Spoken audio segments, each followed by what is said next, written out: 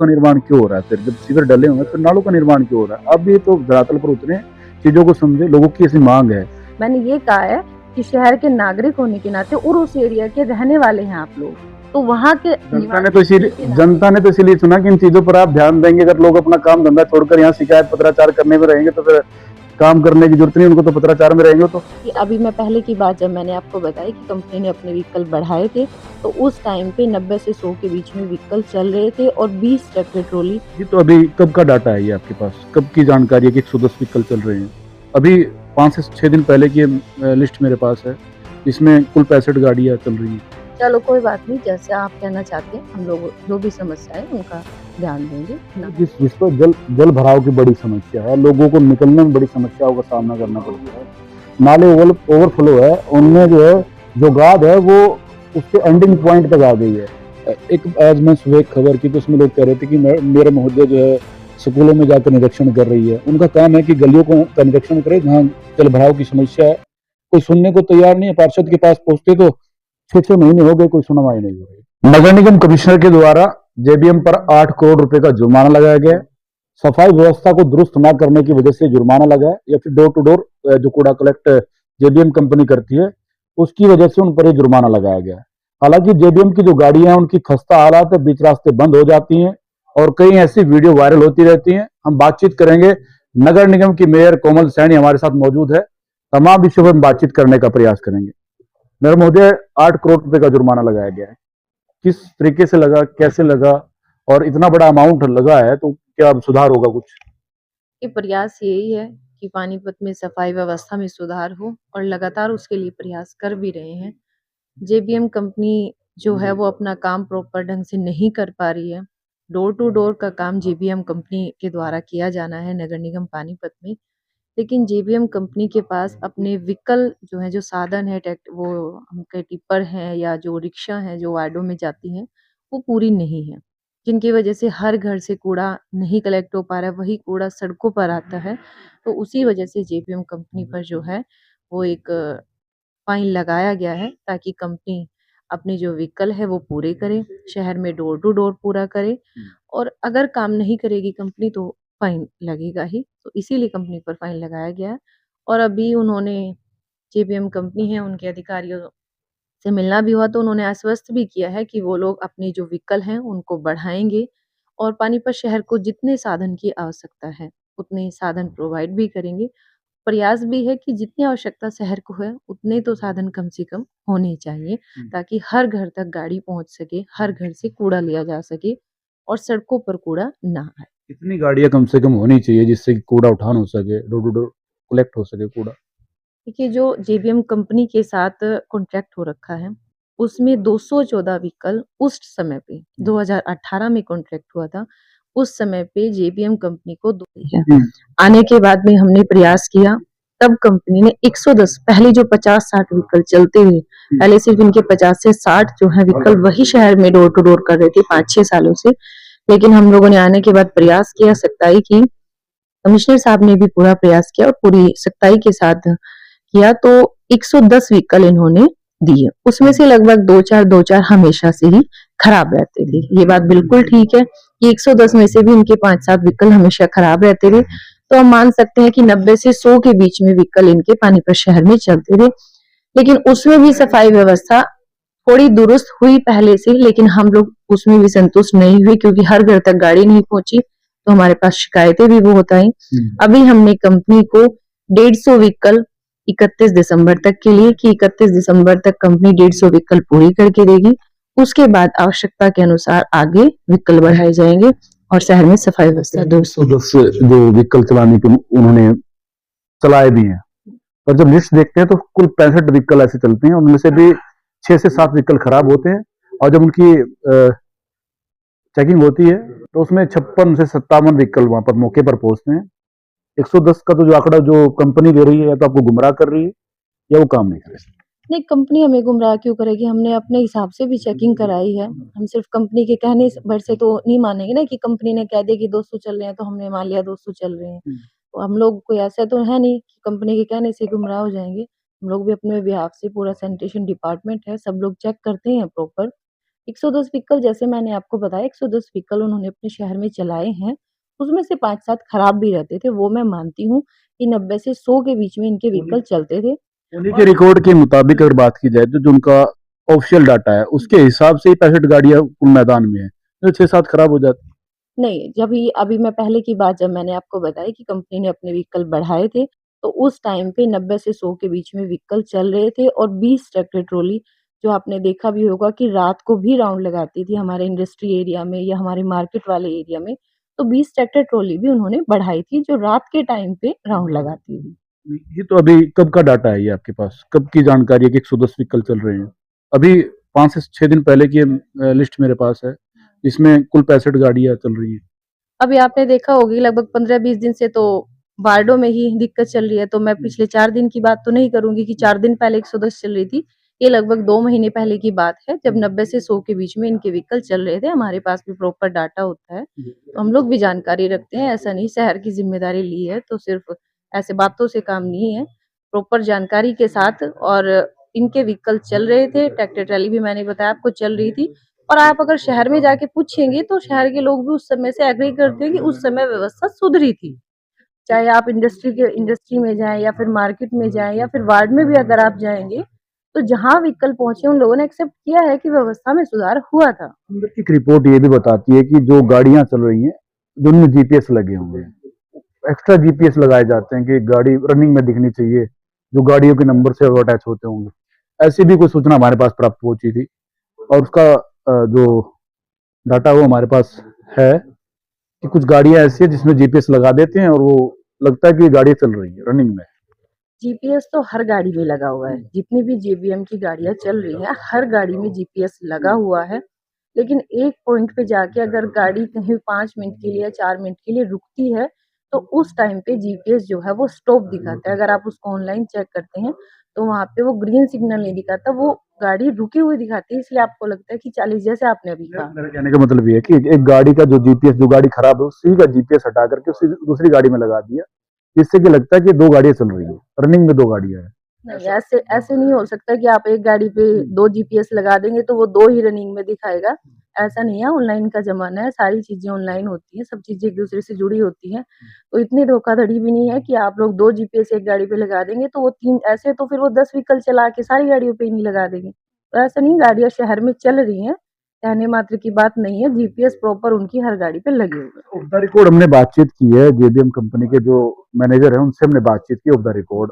वो कह रहे हैं कि ऐसा कोई प्रावधान नहीं है कि 200 गाड़ियां लगानी ही है। ये तो 18 से 20 साल का टेंडर है, तो इसमें कुछ जैसे एरिया बढ़ेगा तो गाड़ियां भी बढ़ेगी, अगर क्वांटिटी बढ़ेगी तो फिर इस तरीके से गाड़ियां बढ़ेंगी। ऐसा कुछ है क्या? कि मैंने आपको पहले ही बताया कि जो कॉन्ट्रैक्ट हो रखा है उसमें 214 गाड़ियाँ इनको देनी थी।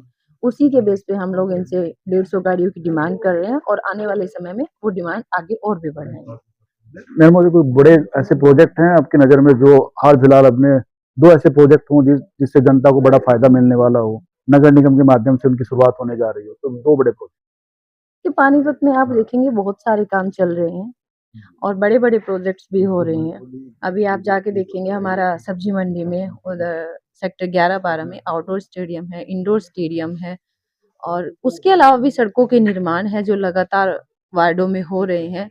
ड्रेन के जो नाले हैं उनके निर्माण है, लगातार वार्डों में विकास के काम जो है लगातार चल रहे हैं। जो ड्रेन आप निर्माण करवा रहे हैं और बीच में सीवर डल रहे हैं, तो दोनों का मतलब क्या है कि वो जो साइड में ड्रेन जो बन रही है, वो बरसाती पानी के लिए है, लोगों के घर के पानी के लिए है और फिर सीवरेज किस लिए डाला जा रहा है ये भी एक सवाल लोग कर रहे हैं। देखिए, लोगों को भी जागरूक होना पड़ेगा।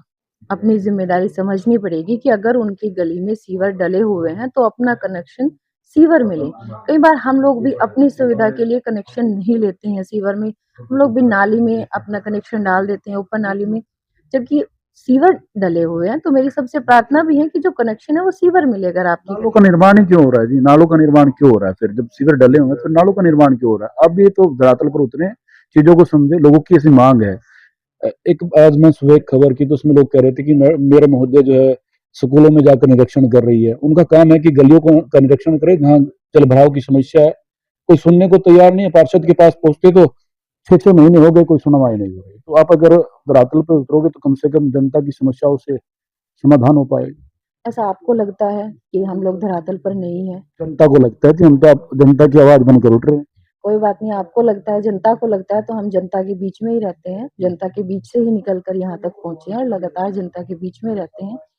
और अगर आप बात कर रहे हैं स्कूलों की, तो वो भी हमारे निगम क्षेत्र के अंदर और हमारे अधिकार क्षेत्र के अंदर आते हैं कि हमारे अगर निगम में जो निगम क्षेत्र है, उसके अंदर जो स्कूल हैं, उनमें जो व्यवस्था है, उनको देखना भी कहीं न कहीं निगम की ज़िम्मेदारी है। और बात करें सड़कों की, सड़कों के निर्माण की, अभी आपने कहा सड़कों के निर्माण चल रहे हैं, अभी आप कह रहे हैं कि आप सड़कों के निर्माण का कार्य देखिए, तो हर कार्य पर हमारी निगाह है। मैं कह रहा हूँ जिस पर जल भराव की बड़ी समस्या है, लोगों को निकलने में बड़ी समस्याओं का सामना करना पड़ता है। नाले ओवरफ्लो है, उनमें जो है जो गाद है वो उसके एंडिंग पॉइंट तक आ गई है, पानी सड़कों पर तैरता नजर आता है। अगर सफाई व्यवस्था को दुरुस्त करने के लिए जिन कंपनियों को ठेका दिया गया है या जिनका ठेका आगे 2 महीने के लिए और बढ़ाया गया है और उनके कंधों पर ही जिम्मेदारी है कि इस नाले को उन्होंने साफ करना है, तो फिर इतनी आनाकानी वो लोग क्यों करते हैं, क्यों काम नहीं करते? इस पर अगर आप थोड़ा सा ध्यान दे तो शायद दुरुस्त हो सकती है शहर की सफाई व्यवस्था और ज्यादा। नालों को साफ करने की ज़िम्मेदारी जिन 2 कंपनियों की आपने अभी बात की है, उन 2 कंपनियों की नहीं है, सबसे पहले तो। और जो बात की आपने कि नाले ओवरफ्लो हैं, नालों की प्रॉपर सफाई भी हो रही है और आप कह रहे हैं कि नीचे गाद जमी हुई है। कुछ एरिया ऐसे हैं जहाँ उन जो नालों की सफाई है, वो वहाँ के थड़े तोड़कर ही की जा सकती है, जिसमें लोग भी ऑब्जेक्शन करते हैं और हर जगह नालों की सफाई हो भी रही है। थड़े नहीं है वहां पर जहाँ की मैं बातें कर रहा हूँ, वहां पर थड़े है ही नहीं, किसी की स्लैब ही नहीं है, ऊपर ओपन नाला है और वो ओवरफ्लो हो गया है। वहां की मैं बात करना चाह रहा हूँ, आपका ध्यान आकर्षित करना चाह रहा हूँ कि उस तरफ आप ध्यान दें। काफी जनता है बहुत परेशान है। वार्ड नंबर 3 की बात कर रहा हूँ, वार्ड नंबर 2 की बात कर रहा हूँ।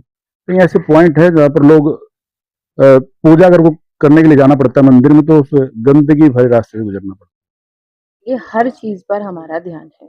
और अगर बात करें नालों की सफाई की, तो नालों की आपने वार्ड नंबर 2 में बात की है, नाले की वहाँ पे समस्या है और उसका समाधान करने का भी प्रयास कर रहे हैं। वहाँ पे नाले की समस्या जो है, वो चारों तरफ वहीं आस-पास में ही वो नाला कनेक्ट नहीं है, है। किसी नाले से कि जिससे उसका पानी जो मेन रे नाले में है, वहाँ जा सके, इसलिए वो पानी वहीं चारों तरफ घूमता रहता है और जिसकी वजह से नाला ओवरफ्लो हो जाता है।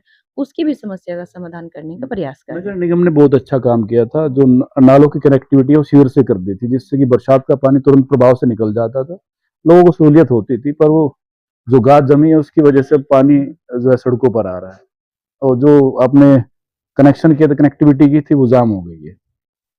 या आप बार-बार गाद की बात कर रहे हैं, या तो प्रॉपर किसी एरिया को बताइए कि उस एरिया में समस्या है। क्योंकि भावना आप चौक से लेकर भावना चौक से लेकर भावना चौक से लेकर भावना चौक से लेकर ये देखो हमारे लिए सारा एरिया एक है जी।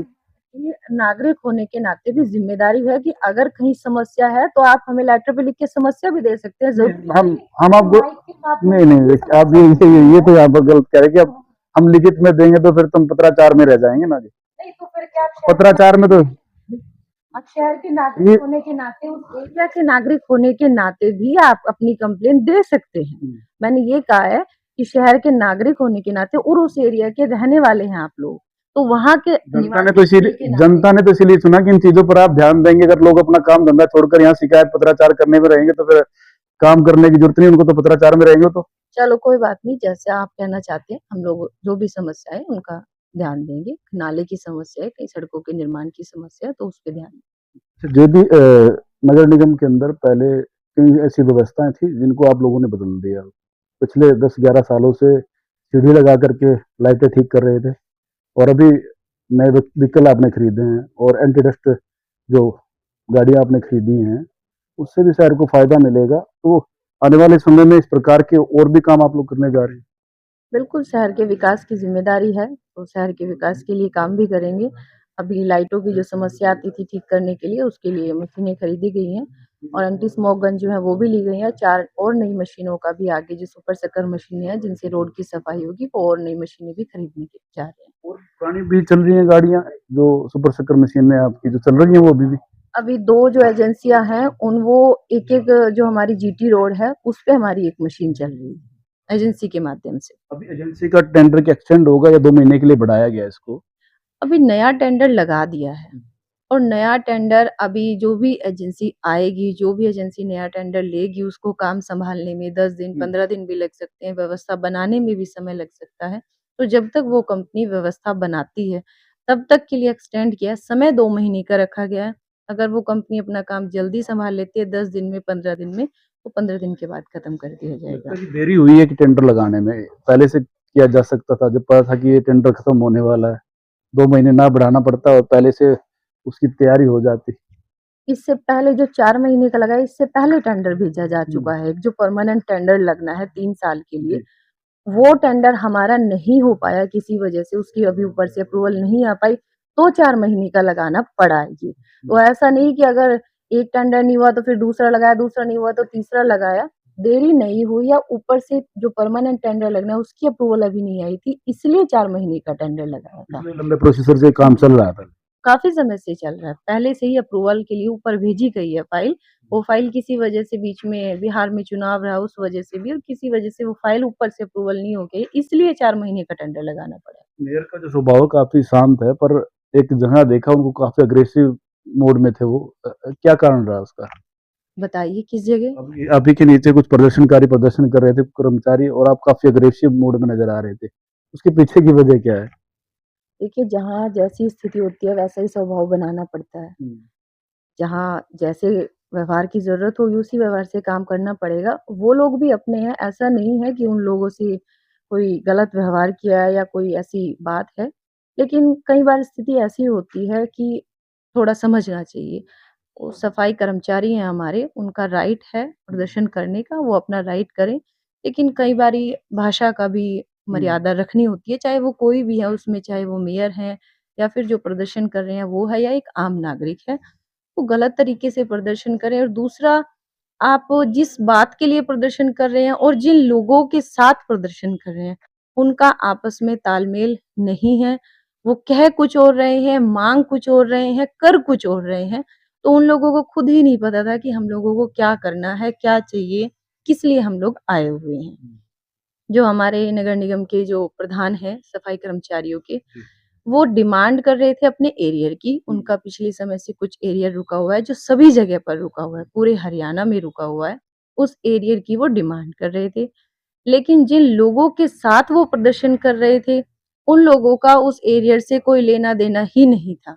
ना वो लोग निगम के कर्मचारी थे, वो वाले कर्मचारी थे जिनको 3 महीने के लिए सफाई व्यवस्था में 3 महीने का ऊपर से एक आदरणीय नरेंद्र मोदी जी का जन्मदिन था, तो उसके लिए 3 महीने के लिए एचकेआरएन से कर्मचारी लिए गए थे।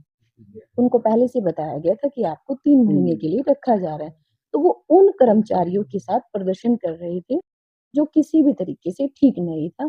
तो उसमें हमें ये लगा कि उन लोगों के साथ जाती है, उन लोगों के साथ नाजायज़ हो रहा है, ऐसे लोगों के साथ गलत फ़ायदा उनका नहीं उठाना चाहिए। उनका उनकी मतलब संख्या लेकर के और अननेसेसरी प्रेशर बनाने की कोशिश है। बिल्कुल, बिल्कुल, उन लोगों की संख्या को साथ लेकर के और डिमांड अपनी दूसरी करना वो ठीक नहीं था। तो उसी वजह से वो नोक-झोंक है, वो भी अपना परिवार है, परिवार में नोक-झोंक चलती रहती है, ऐसी कोई बात नहीं है।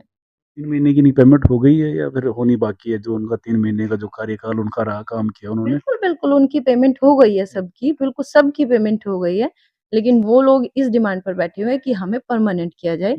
जो सरकार का आदेश होगा उसी के अनुसार निगम काम करेगा और ऐसा कोई ऊपर से हमें आदेश नहीं आया निगम को कि इन लोगों को आपको परमानेंट रखना। 3 महीने का था, 3 महीने के लिए रखा और उनकी पूरी सैलरी दी गई है। बहुत-बहुत धन्यवाद।